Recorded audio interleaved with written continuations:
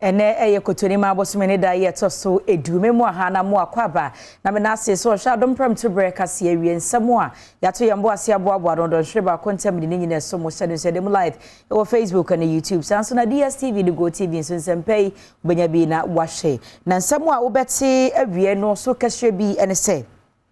Ghana Chamber of Communications mumpanimfo chiremu a emfidi a wode ye adwuma no ogidi ye pa se na adwuma ye form no mo ye adwuma no dodo no a ewie a wode kwa amahodo so ekoton sanso ena se Ghana aban a mem na nyina mahode bo wantete so a August busmini bedru de ebo a Ghana fo betua no nyina mahode ho no ebekosoro pa titina ni edima National Media Commission nso akasa se aban abesne kwanyina no bia no mo gbado mo den so be masa akuo no etumagina se content kro na ye adwuma sansa akade ye osefata no wonfa ema won weni nsem ahodo bi na donhwe ba kontamede so mo se Premtobre Kasee bo na ebna da wie hye ne so magi empire wo Instagram no na sematare na Gaza hair and nails e wa beka Methodist Junction wono na yemiti wuhia me ayafre me anoche wa ba ajwa se wa me basia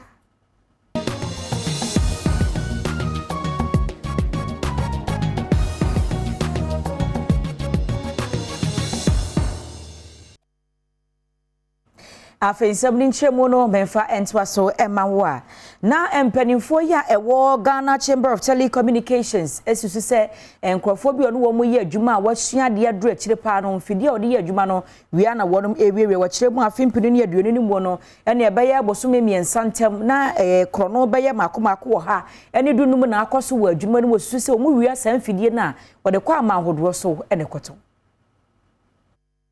tete no no mu wia fuel omuvia battery omuvia copper cable ne normal na sesi e de ehun sesi ano so no efidie na ankasa na ye de ma kasa ne be fi me kasa sesi ya obi wo amanoni obete no ye frɛ no protocol ye frɛ no active devices no eno so no o ma start wia ebi na eda ha sei no nti enye fuel pe no omuvia from August 2020 to and then ahomachin number of times via active devices no 115 normal no movie no Usha Kumasi party Ashanti region titire na edoso power ha Chief Executive Officer Ora Kenneth Ashigbe esandi tudwa say womane bambofo aka boma mutu sankrofo iso esa na ye start say ye ni omu edina ya start ya chi ebinum etimetim kra ya chi nkofo tu a oma ye ni oma kokot ye hu sesesi ara oma tumrika akọ tamale tamale na otwe ba endu na otwe ba 4th of May any 9 ende ahomachi oma san ko ho a omo start ye but nyamicha de ne say ye ni police for CID for any national security signals bureau for any omudi adwuma nti omudi anya Kumasi happen omo Ghana hania ne krakram no ode tudwa say wo matwa sika botini bi ato ho a wo beboa me hu sa nipa bonefo tu sa na moyi no wo mo de sa sika no ebema ho ebo yenka ebo abanka ebo amanfo soka said ye haye ninti yesi obia biara obetumi se sa de hu se esi now to me at the information ba na ye to me chi sa ni pe ya na ye ne kufa mra kwanso a sika bi wo ho a ye de bema na o de sa information yi so ba na ye chi nipa no na ye to me ne fa mra kwanso na ye to me ne eko court na ye chi no na ye ne tumu so a sika no ye obi biom so a ye de beka ho ama nana awuku dentembo amane eboni yemfiri hodo bna fe yenko adwumekwa won mo hye nyina mohode ho nsam so ECG wo mo de krata akwa Public Utilities Regulatory Commission no ese wosrada fie no edi o man Ghana animu no ka ya boda ho nti no wono mu hia entumu na entumu no ohamu nchemu ha na afe aduanan nwotwe na 148% increment se Ghana bayan so Ghana fo asene kakra enhwinhwan de maso a na chese bo a omanfo betua no ebekosropa Electricity Company of Ghana ehye obinya kwanya na watoto tariffs bomu edi akọ hamu nchichemu oha ene aduanan woche sa proposal ya ECG4 edekoma Public Utilities Regulatory Commission no wono mo hwe ne mu kwan se efi afempinu ene edunkunu mu edekosi afempinu ene eduonum yenum no ena saa entumu no ebeye adwuma afi wono mo saa hwe ne mu kwan se efie nan ye da ye ne mu no sebeya distribution services charges no obetumi eduru hunti no anka wansan ma wonom ento enamahoden bo mu ahamu chichemu nson ene echireponsia ECG adwumakuo ni proposal ne mu no wono mo kire niama bebre nam so a eho akohia se woto enamahoden bo mu ebi ene se eho behia se obenya sika se ne ebeya obetumi akoso aye adwuma wonom asoye honom afi wodi ato abanya ne mu se wonmo wonom na wofa street lights tariff emra se ne ebeya enamahoden a street lights etwe no obetumi abuhu enkunta yie yanko ahoma so ani enkodi nkomo ye di kan di sesie no efa adwumaku ahwe nyina mahode ho nsam so nsam a woka se wo hia 148% increment ne yanko na afa ye ne executive director edema ye consumer protection agency no Kofi Kapito entwetwe nkomo opanyine ma han ye wie meje chefo nya se koba ne se ebuo bi ba bonten se ye framaje o se ye telecommunications di obi bia wakache ne ba san se wo na wo hwe na ho bambo ho nsem Ghana fo tumi nya ye hwe se de ECG fo hwe se 148% increment penifo fanto Ghana fo tiri so no hwe se de ya bosuo mutie no ebebo aye enya boso de di kamamentia wetifo dwumako de se PRC asedi Ghana for the amount say omunya bentamo no mo hwe eye isu ni nkania aho kire ene ye hawa ye kom ene dwumako te se Ghana water and electricity so edru mebi na so mo pentumo a oso mo de ni mabukrata so de bre wo mo ye me de ni se do mo de aba na eye proposal akwa se ebi anope ofifie na ko ukunu ho wati ko kuma me 1000 cedis azia ma 1000 cedis je se won se enya de bi wo so ba o de cobra o ba no medwini de menya ma wo enti ene de enhame proposal de enhame say ye 148% for enyamu enkania ana 300 and something percent for Ghana water na de hami say pa ne say bi no kase how pa wo pa ma consumers who say okoto prepaid meter tini bi ono ma udu fi a wetua ka o enso meter ne nyejima eni mom de yenka anwo asem sika ye beje ne yeka na enyumeku na nkanka ne electricity company also mo ye niema bebre sebe account of what you mo ntimi enye illegal connection a koso the bonifa say waste na omuntimi enso ano no me gidi say company to say Ghana airport for it me is ECG for 49 million cedis Ghana airport almost $1 omo ni cedi enti e kwa be se no mo tira mo de kasa no Ghana ha embrane say obi adika wo so utua menu mienu ye prepaid esa ya ni adum no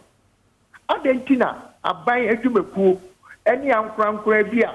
omo de ka kese no yen kwaji says kano me gidi say yetimi omo timi gidi says kana entumo kwa bi omo pekora na bi omo hia so ko sikasemtina omo ba betum na skebi adena obi do kana onkonkonje Jubilee House anomuntua electricity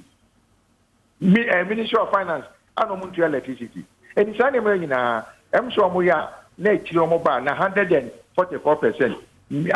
me besrewo ede ni 244%. Na chese wudi ka ugina ya ne se asade omo ya hwe ma ye ankra ne de ene esere oka no san ya na dum wankoto aye mfa mawo ensudwumaku akase anka ye betimi areki income from omo hono no obu momfo omo hudi buaka na no a kopembre omo pe eti nko omo nkwaji anu mom na mfa nkwaso so omo ka no sense omo de hade ka foforo bebre Ghana fozi entua entumo ne de say ebeba because we share omunkra ta omode ba ekura na omo say si etua sa ntumu kakraka we wia from 23 no betumu 7% na mutimi tumu 7% a year nintese no for how long do man tumu ntia omo pay 148% no because 7% and am betuma 7% times 10 years for anything. Okay. That's like a best and in get me 148. Yes, Mata Ebian Tumuno, Omuhia Kakra, I a bit media bomo. Not Yomo Penema Mopadia, Minisha Ghana for a Bediatu. Kofi Kapito Yadase, Edin Chemwa with the Amaye, we are Busio Pena, and we executive director at the Consumer Protection Agency in Yakwa, Yanano Aquachuchin, a year and Commodian for Manianqua Ghana Maritime Authority.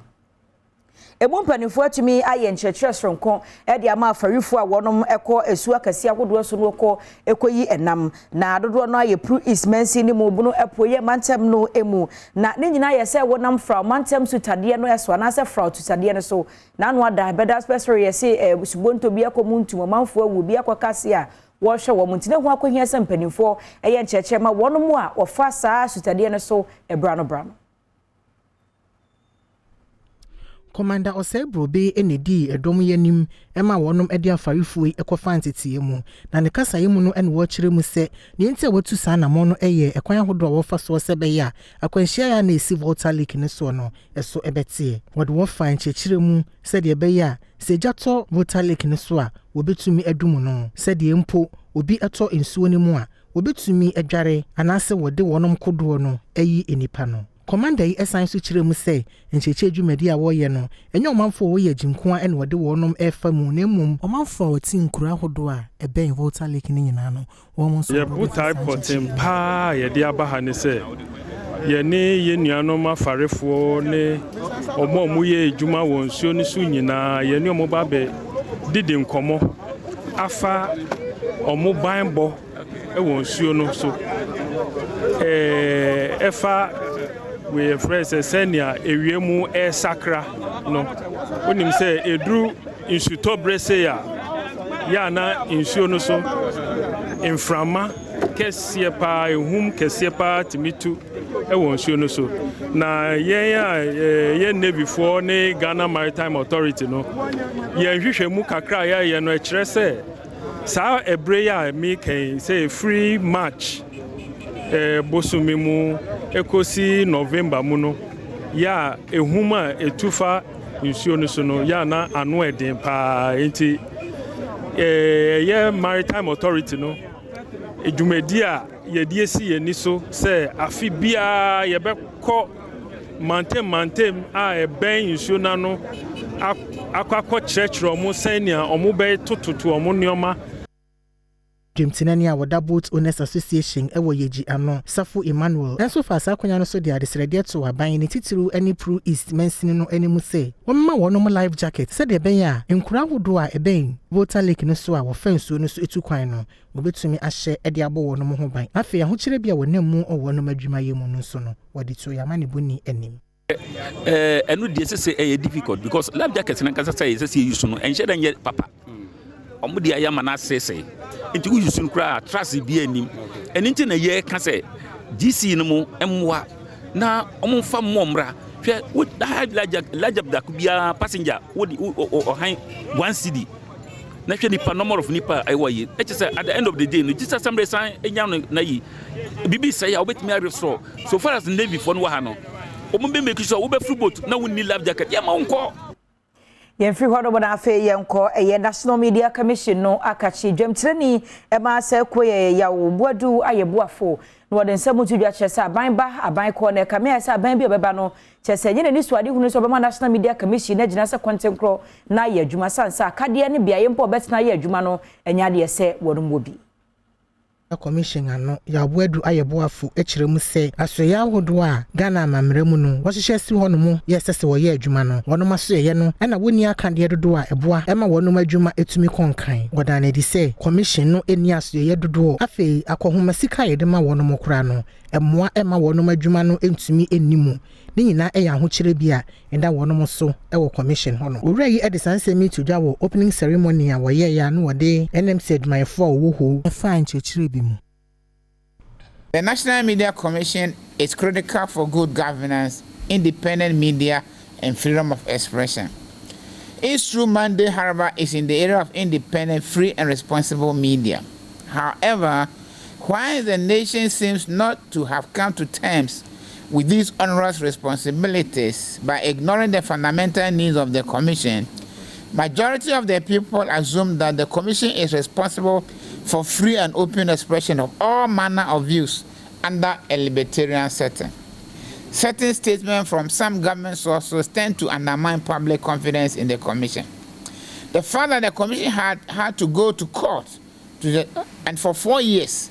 before the court held that it was the Commission, not the government, which had the power and authority to appoint chief executive officers for the state-owned media. The fact that up to date, the NMC does not play any functional role in the allocation of frequency for the electronic media, or that we do not have clarity of the authority to control the governance architecture to manage the DTT platform, all point to the lack of commitment on the part of government to make the Commission functionally independent. In 1999, the Commission, with support from the National Institutional Renewal Program, developed a 10-year strategic plan, but to date, the plan has not been implemented, and worse, the Commission has suffered diminution of staff to the extent that today there is no research officer. All the work has been left to the Executive Secretary, the Deputy Executive Secretary, and to some extent, Paula Sanzuri. It is thus a pleasure to know that a new scheme of service has been approved and permission is being sought to recruit. I can only pray and plead with the Secretariat to do all that must be done to have the recruitment carried out effectively and efficiently. Yankwa agumasiamu nsemu kakra disuafo mu akwai no dodo no a ebie ne kanka ban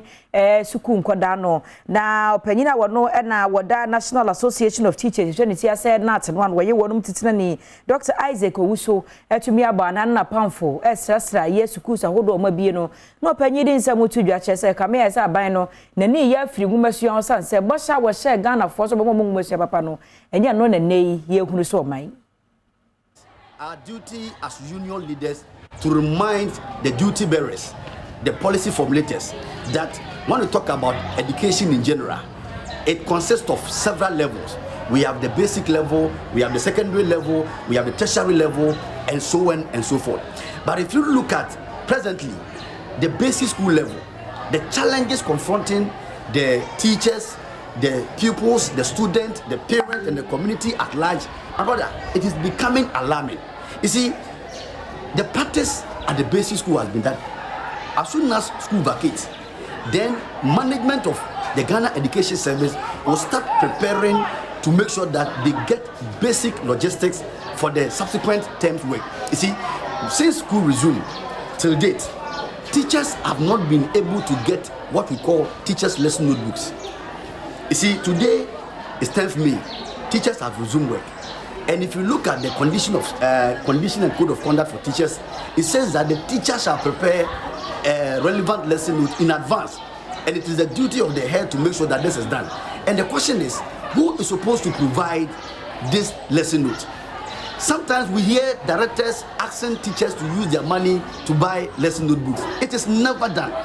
This one we want to put on record that if you are a director or you are a head teacher and you are asking teachers to use their meager salary to buy teachers' lesson notebook, it is never done. It is nowhere in our collective agreement that the teachers use their salary to purchase a teachers' lesson notebook. You see, now, apart from the teachers' lesson notebooks, look, we started implementing the new curriculum since 2019, and I have been lamenting on this issue for countless time now. But you remember that 2019 when the policy started, a child who was in class 1 this year will be in class 3. A child who was in class 6 this year, the child will be in JHS 3. So it means this year, this child who was in class 6 when the policy started couldn't lay hand on a single official textbook. And today, this child is in JHS 3. God willing, by the close of this academic year, that child will be exiting the basic school. So what are we doing to ourselves? Capitation is not forthcoming. You see, the basic materials, the basic logistics that the teachers will need to give the children very effective lesson delivery. We don't need to be begging. Anytime, it is sometimes very sad that anytime schools resume, then we have to call on government, we have to call on GES management that we need this, we need that. Please, the law is clear that it is the duty of the employer to provide some of these basic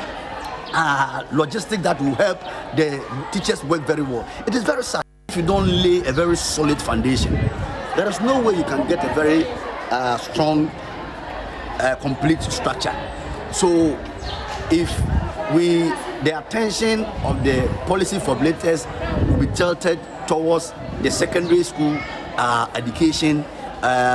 even though presently, even the secondary school itself, there are a lot of challenges there that our members and then the heads of the various secondary schools are facing. You see, recently Charles came out lamenting that even food to be given to the children were issued when the Minister of Education quickly mobilized something and send it to the head teachers. So you see, the attention should not be at the SHS alone. We should also look at the basis. Ye free hono mo na so ye guswa ejina nguma suam na we no ye ko ento asosu ku adesuafo no eso na efree bro mo chiro BC so hwe ni we na computer mo mbia ya kode wo adesuafo bi a wo mo anya bia ye ntimpanifo etumi esi bia ya wo de oba tan no odo oba be ko no akwa ye no pepe bi de oba no ato na deputy ye coordinator de ma free SHS secretariat no na Afrasika Mensa de ato Adom Kasee de mu se adesuafo 144,114 and wo mo aba asye hodo ma wo mo bia ye asese wo ko school we say wo hwa day 1 no nipa eba ho aye resolve omo issue no first week you know it was 27,654 second week it was 42,911 and then third week so it was 41,686 and then week 4 no so it was 17,961 week 5 10,229 and then week 6 no it was 3,700 and week 7 last week you know so nipa aba ye office ya momo ye 173 omu nyina ya den ya resolve omu issue amount manual place na kasa in total from our various resolution centers no ye 144,114 and ya resolve omu issues across the country. Say ngoporo say na aka chira na nka o say omu so mu ya sa konya ni bi omu nyanya. To come up with a figure no me figure say but me name say will be akechra because say and I'm sure say ya place obia but just say omo enrollee e wo schools no but ya place obia but obia so a ono so ohun say e bia ya enrollee no every region bia wo bia koye regional coordinators no ho omo the details no be ma ye be place oba no school kama na say oba Ministry of Education free SHS secretariat na say wunya enrollment you be enrollee won na when you school kama now call up for 3 months so after 3 months no you be close the admission process and I think so you were threshold I say yes CD your placement no numbers are say yes CD until say be CD number no you close admission yenko Asante Mantemo adanse na manebo ye free hono moba ene se contractor aban tumi ma na djuma ewo enkrotuo mienu mo se wonsi suku adan na suku adan no eye maako miensa na contractor echiremu a ene aban de neka 440,000 Ghana cedis aban tria yenti wono ade credo akwakototo se suku adan yi mu a eye Bena DA ena fe Old Akrofo DA primary ya me no kase bia ya nkura betena suade ho nsem ayeden Adom Kasee assign at the probable PMO Bena DA primary and aha beginin Akrofrom DA primary. The just the PMO hanyina and say for ebekaya afiye mu busume bako ne da toso edu enson sadano na my first day at school. Ye dia probo eba nyenya ne tie say contractor wo si sa school su mienu Bena ene Akrofrom DA and the Elipco Company Limited no. Wo se ye nchi aneka enti won pren em wo tu dan num em mpanifo bam em ani bie man kora no ekomu. Enne wo masa bie school wasa tu dan num ekire say one prenne and pretty bio gise o wie dan nyina e de paint penti de safwa SMPN sa no mu chia ne ka ansana wasa abie edana so be pie mu school mu a areho enkura ne nam ha bantere na wofo de bebre nso ababegu ha asefem kase pa ade ema womo yeni awofo na wakromu ani bi eni nkomo na emisa awofo ne se die sie ha ben na de abre womo abre se na ya bi school no enkura ne nye ba bi nko school dan kra na sesia no ye hu ni omo ye no se contractor no se ntwa ne ko ntimi hu nti no o ba tutu dam a ntimi hu nti na ya bi school ye nkra nya ba bi ntina nti sempio o mehwe na o meye ni ye le se contractor no wetua ka o metua ka na nkra no nya kwan ko school because ye hu entiase je nya entiase ye hu ni enti abasa se bi school na afa ne ye be penti do se be de yo na nkra no so mu ene nam sa se o me si school dan na ma ye no yani a ti krom ha krasi nete etwa kampro etwa brace ne dia school dan a ye di bibia wo krom ha eti bra we ni ba ye no ehun se o ma ba ye moa eti ahoode na ye di sa de no boda wo kura obi enko eti ami ye jai sa nyoma ni nyina so bu a ye ni da so mo boa ye nyoma no de amaye a o mo ye ma ye ni a ewi a ye so ye nya hoode oho they say ya bi school o ka ho amprenu ni last last I know me last time no you better to you be to ya beto dan nim and so by ya nkwa nim so best you buy no so ya start to dan nim ki ato ba kwa kwa mun yese ya to ba pa school dan he bi akwa ba ko to school ni be o ma din so ni teacher for ba kwa mun bi o mote e di school dan kwa ba no nam fie se ya e ti kwa ntimi ko school no o hu na kwa tafie o mo school dan pa so no mo fie no nam krom e ti ehu de ya ho te kwa so mo ko school so mo nyam so se ko school ya ehu de ya bi school high school ha fa wura na ade ya tutu prim class school kwa nya kwa ma school kwa na jejina hai e ti ehu tabato se mi ham ne ya tu bi anka Totra mu fie ne eka ente vere kwa ba ne ntubie ya jai yeni assembly member wo krodie mu nso eni nkomo na emisa assembly member say ana mo pen na wo tuo ama nkura na nya baabi asua eye ade asem wo eche say medwuno ho amenti ase mana mo tuo ase say me tuo me ye assembly member yi bedan district assembly we by my mo frefrem panifu ase me frɛ o mo dc ise me frɛ na ogina so eye ko di me twen se obey ko na wi na masanso afre bi because ahomete my friend MP me born amane also you wati share you wati dia no ya fa ho na eda ho gina yi awre ho se nkura ni se enkonya na nkura na nkura betimi atase kura dia atana dua ya se kura kakara ko enkonya ni nyina wo school dan mu ayatum se no ase obi aje gina o teacher si nyina aje gina o nkura mebre na kura sansan ko fie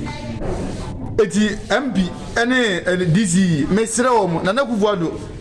adan mo mbasa mo beboan sisi e bebie school bia ni atum na ngraje gina na eno kise ye bra san bebie contractor nan kasa nso e wa ha ye ni contractor no eni nkomo na ye misa ne se da pen e no bebie dan e de ama eye adesuafo yi premier mo munku isi nam sa nyoma no e ha ye ma adwuma ye wa ha bia aye basa ye wi ye boss wi ye pastor no mo ye so mbe so mu kumtie pastor ni gidigidi du baby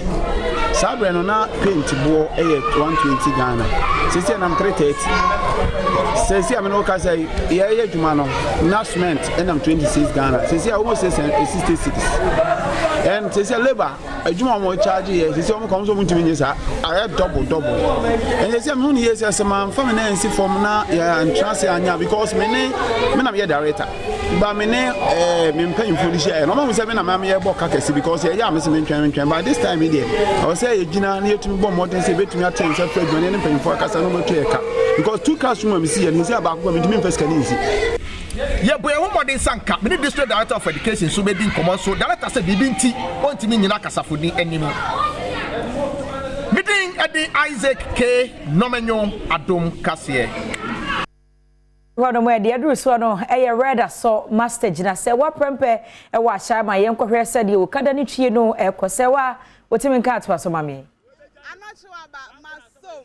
ene red so master gina no ye de aba bepie mu e wo ashaman on se motor riders ne de ye pese ye bo mo ho ban abribriara enti se ye ne namu ni ewura motor riders baby a omoye adwuma na ya ne ye pese ye ne omkasa na baby a migina sese ye baby a traffic lights esi ahanom enti traffic light na se pepe ɛna motor riders ɛwɔ hanom no ɔmo ɛyɛ adwuma ne sɛnti sɛ deɛ bi ayɛ kasa red asɔ masa gyina no ɛnɛ traffic light na se na yɛ gyina enti red na sɔ na ma yɛ den red asɔ red asɔ red asɔ away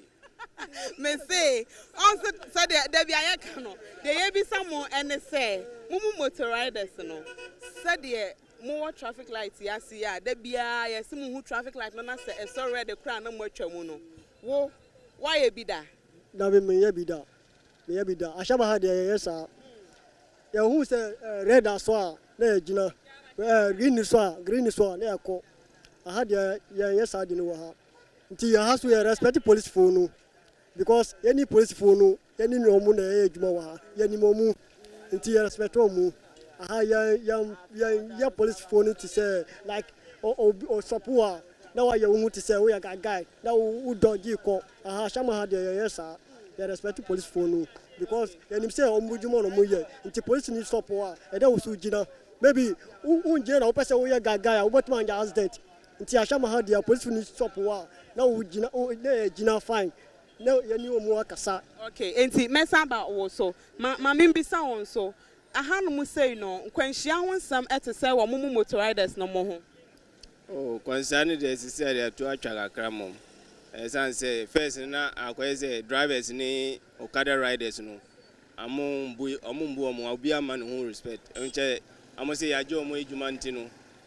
che say o cross na obe ode pemo but away the sister no obi ati no ase drivers ni okada for no obi ati no ase nti e said to atwa kakra wunyi ni sese mudi mra so nti na ama drivers no mo ne omunya asem say bibia de wiase no o start bibia ase wonnima edu bibia obehunu kakra nti sia no first na ase ye ndi mra no ye nimu de sia de abeti ase de we sese a mra no de he na mahunu mu amode ye adwuma e wo ha no mra e wa no say o say traffic light here kai o say e so red e so gina e so green e so oko ba obi on traffic light as no ono yan hu say so red kwa pe so oko nte car na e so green na car na e ba no o cross na be there or be pimo they say the traffic lights mra no na mo mate ase ye pa amode ye adwuma e wa hanom ma mbisa won so se eba modwuma ye mu ene mo ahobambo mu nsem a wankasa sen na wo bo wo ho ban ana se wo bebo passenger wote wo moto na chi nso ho ban bi yo ye da ma se awia we me ban bo a me de ye madwuma ne se all the time me make sure say me helmet no me wo me de me passenger nso wo ne de but sometimes ye ndipa ho adwuma ye no ye on and off and then me bisa papa pen mu bi se den pa na ye be ya man a ye beti ye ho ase ni enti ameka sa ne se obi wa ma ne helmet na me helmet me mpe me pen raw asem o mo ne oh helmet na emu bon me nhye me why me dey 2 days bia me wash e betumi a hang me nan ho say ya throughout the day e da one famba no then the person will be asking you don't have helmet I said I didn't bring it and e me nko until sometimes no yen ya na ye ma ne ma bi e ya na achechire in the sense of any police for no police no so sometimes you be in the traffic while the red is on no abetu key park ye obe park ye no then implications and then name from so why nti awache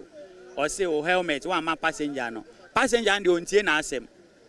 wo na awache no wo na ye ne target nti at the end of the day or do call office there and madam wa wani tia fe Mami misa won so helmet na sama waka se passengers it na moto ne so a mo mpese o mo be hye no wo o mo di bi ya wo sa oh no ba bebre yesa woni say passenger for no mo mpe helmet especially mbano su ma mo helmet o mo su ne tini so want to me share helmet na asambi was na misan ka si ashama traffic light no mensa na e wa ashama traffic light mensa e batuma na ba kumpo na e adwuma menu ni nyina e bebre enye adwuma e batuma maybe 1 week 3 weeks ansa na o ba maintain sa de ni se yentimi nka se we so musu mu maintain ashama traffic light no na yesa wo dia wo kan se mo traffic light na enye no omonye mamo na muntimi ni emra ne so Yo, enti ye kɔ ide wo nuamu ya omu gina me nchen to omofo me ma 1 minute fe to omofo na yempon. Okay, na me catch obu say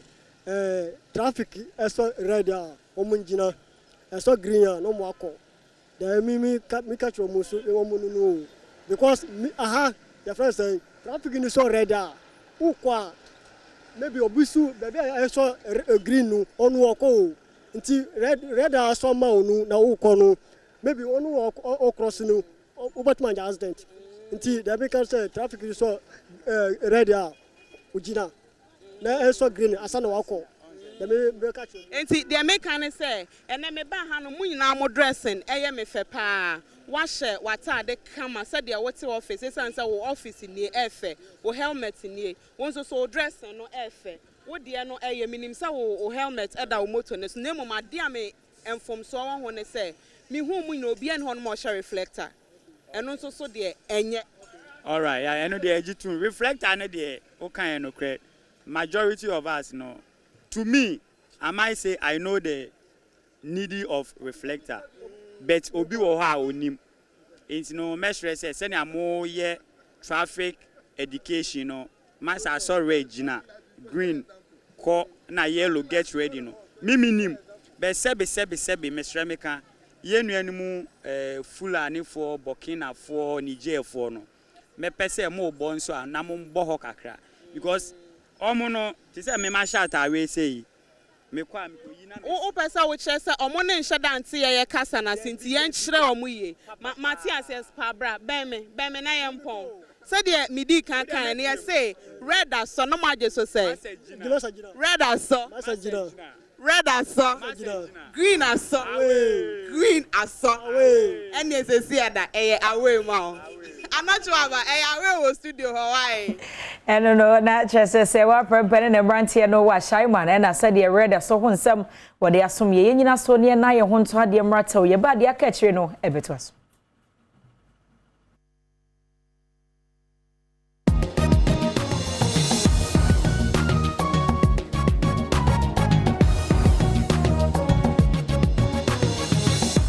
Anotwaba emwakwa ba fensam no de akachi no etwa so amawa National Commission for Civic Education etwenity as NCC emumpanifo bonom eye forum strong kokra na we no eye o my Ghana ye mambra ye dibu o my 1992 constitution don ehun forum na mpanifo ye wo hwe kwa na obefa so a obetumi ahwe na ebeye adwuma ye wo mamu se hu akohia se ba bi wo no so asachare ba mu ani nyina ho kyekere en wo ye Adom Kasee e de akyirisi.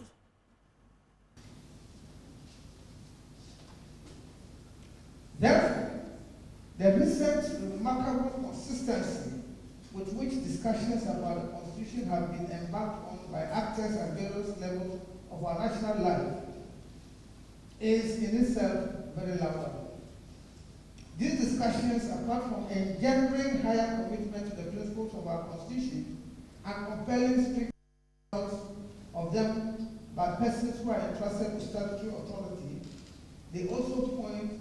out areas of the Constitution that do not appear to be working smoothly and need modification. It is in this sense that the NCCE deserves utmost commendation for organizing this high-level national conversation, which should serve to direct the discussions about constitutional reform towards achieving some concrete goals. It has been stated with authority by the Supreme Court of Ghana that the recent Constitution ought to be seen as a living organism which is capable of growth and development. See 24 verses Attorney General, 1980 Ghana Law Report, 637.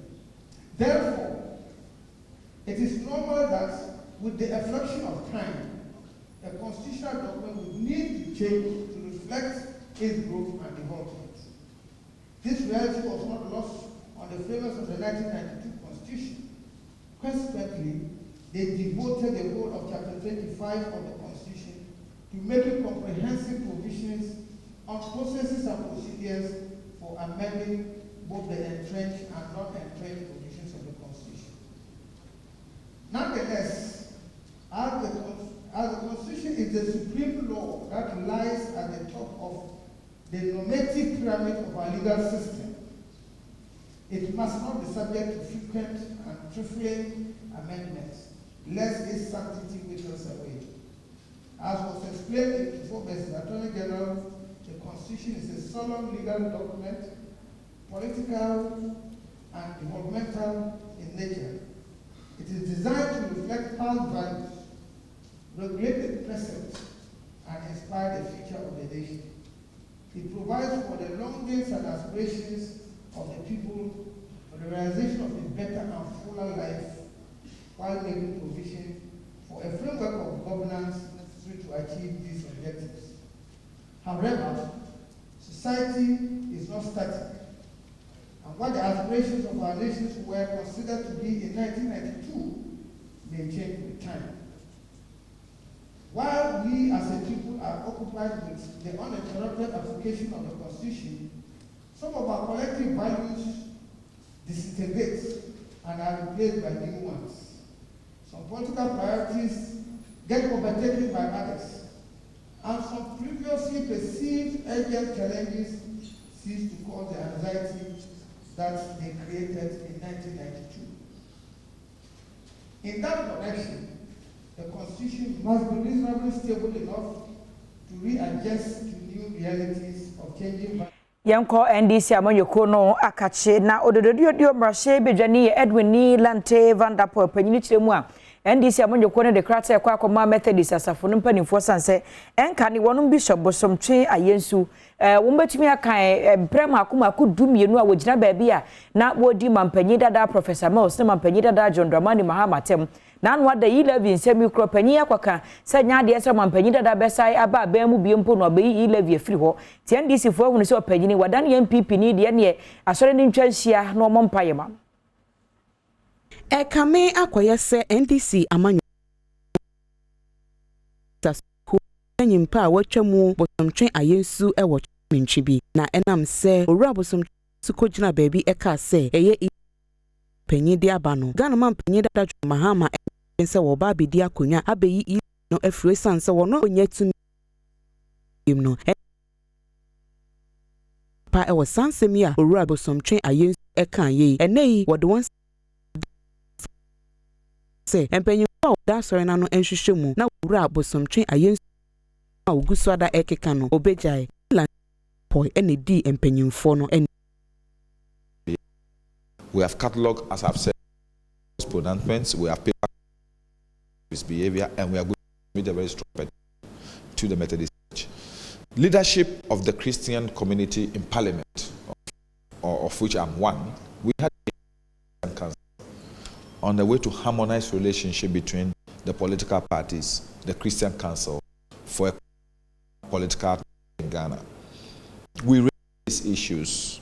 but the Methodist representative said that these things are not before them formally.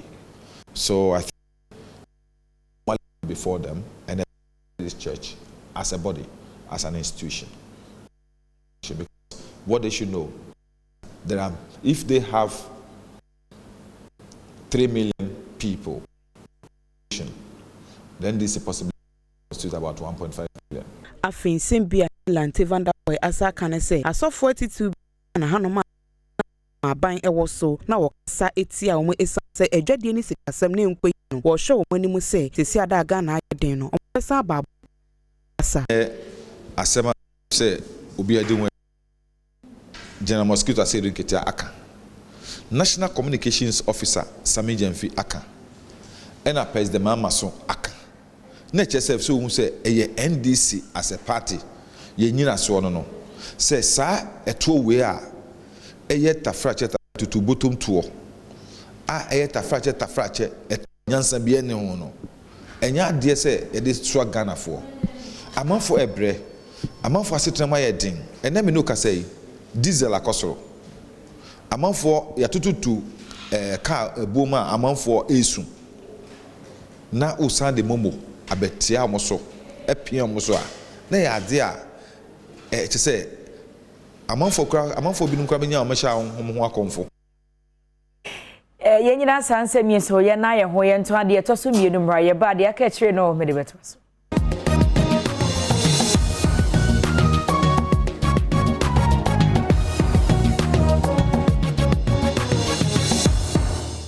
Another ba me sign emo akwa aba fe yenko mrahye bedwa no ne mrahye bedwa no e de adehwede ye mu oden ato aba adwumayefo bi a wonom ati etua metre ye Civil and Local Government Staff Association of Ghana twantia se closak no anim wo mu ahia ye nhyiemu wo mu se nhyiemu no achi no closak fo ne sentwefo anim komode enso sabre de mrahye bedwa no e de dwato emu oden eto ekuo no anim se atuate ne nyina honfa mrawe ye no mfiri adwumase said the closak for egusoda ewo woneti atiemu esan wansam a wakasa aban ene omo konhwehye bi na hwehye mu no aban asisi omo a wopese wonade se ode ato aban ani mu nyina woye mo omo ntino ene abedwafo ehyiaye ewo mrahye bedwafie no wonade se ode a wode to closak for no anim ne se sesi adade wonkotodwe egufom se etiate no ano ayeden na wokọ aban nwuma iko ahodo mu nso a baabi biara ne hono ma adwuma ekoso na closak for nso eboa man etumpon ne senti emrahye bedwafie fo adesrede a wode to nanim ene se wonsa wonachi enko adwumam no wonsa enko ye adwuma emo Ghana man ne aka no enne ye ne closak for ACI and say nsema na ekoso a fast strike ya closak for afra omo enko adwuma ye haye nyina minim se ha Ghana for bebre mu bebre pese ye kokodi adwuma ewo ministries ene assemblies ya yakwa yenya emwa na se dwuma ye pele yentimi enye enti MPs nanke we break but ye said ne nyina be dey ye be san ba ye local government committee na ya ba behia ye closak ye ba ye no madi nkomo nkomo no so e hyenkran se otie nsem a omo ka no ne nsem a ne tete no wa bonten ne ne yate a ye hu se wo se tie omo yi ye tie omo de na wi wo se tie omo so omo aka Sena minyan kan ya yen sisi yese yebehia Ministry of Finance, Ministry of Employment na yehia fair wages. Ni atie omo so omo de. Dominic Naparia wono nso ewo committee ni mu de ne de eka nsemi ho. Eno na ma anope ye ne wo mo ehia ye. Na nhyiamu no emse ne wo mo dwunwe nsem bebre ho ema wo mo kyerɛkyerɛ ni ha on potia nti ema eno no eba nsa. Na ne ede wo mu no se ye de asrede to omo nim se omo ensan konko ye nwuma na se de hawa e de ebre Ghana fo se obi ko asamble ko godi dwuma bi sisi a obekọ na adwumafo bi eni ho bi ko BFNDF kura akope birth certificate ya BBP bi a ibi ahia obi ko passport officer ko bi a ehia sisi a obekọ na adwumafo eni ho no ene na ye sere omo se nka omo ne aban disansa woso no ahu bia obepe asem no ne sibre no na nka omo enkonko ye adwuma na nyina yenkoso nyom so omo de nka ne nyina akura nka omo nya akura nka omesan akwa adwuma mu na ne nyina ne se ewo nsem bia omo pese aban ehu se sei no omo pese omo ye no omo hye omo bo na bia nkrata bi kura beda so omo hu se aban aso we mu a omo eye.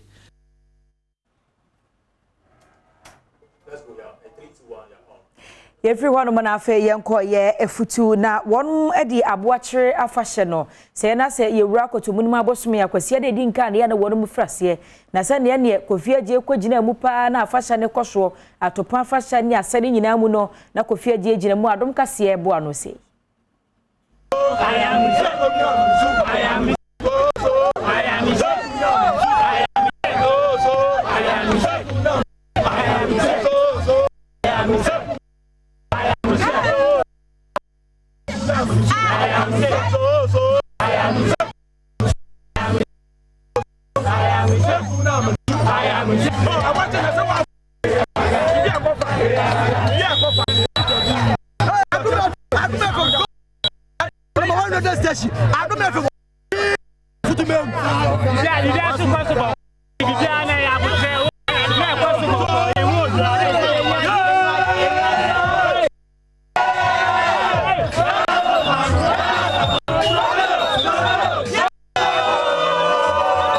Abachire Saturday of first week of every May bia na ye di abachire na abachire na abakwasam de and ye ayi da first amachi na ebekopom akochire aboa no enti edu sambre ya ayi asafama omu eduro chese strength aboso Adom ba abanche abosom akase na mo echi mo de mo pie na je say aye ni jobi ehun say busum we na mba na asafo man de o mbebre anti aye sa de kira achina 4 o'clock ana omu nyina ahia wo taxi rank wo poma aboa na mo de na aba park so na onye na o na so na je say e da kwaye kusuma ma o ma no ntina ne for number one. From 19th century. Yes. If is about the ma yako ansa na yeto to afford for. Until for number one, your whole 19th century. That almost 400 years. Until in the as I no in Brazil pana yen ye kai greatest. Yana ma walk kono and can hon. You can one you can want some jade, what be just in Pomano. Emi mammy no feel tunnel. Emi full tunnel. And to Mubasa from Mubasa from a more fanum. Sim because some papa fe ebusia. And papa ebusian so were tafo.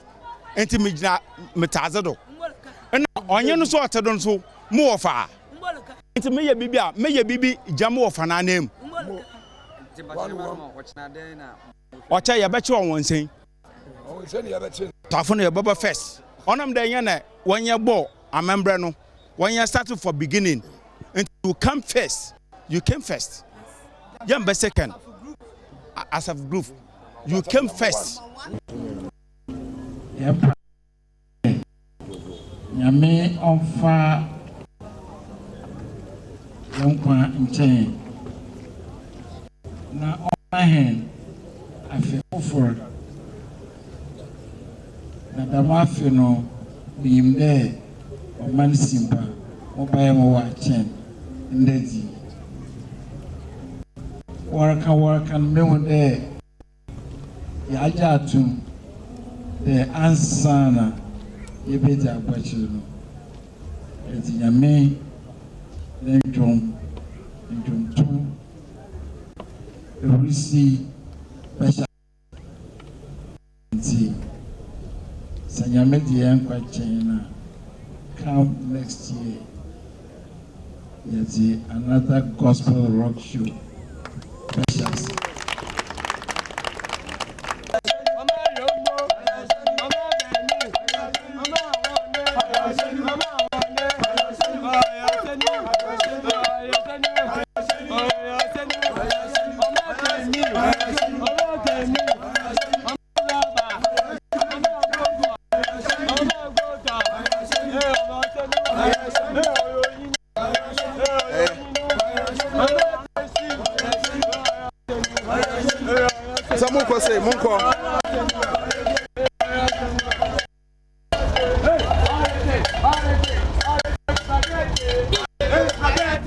Sansemi so ena mejina na Premtobre Kasee am de sumo ne bna da wi abdi ne nyina sie bi da so ojibre na ohwe bie wo YouTube na Facebook DSTV ni Go TV so na Kasee mama G Empire wo Instagram ono na share matare na Gaza hair nails se wa beka Methodist Junction wono ene yebiti wuhia me aya frame anochi wa ba ajwa se wa fire for fire etwaso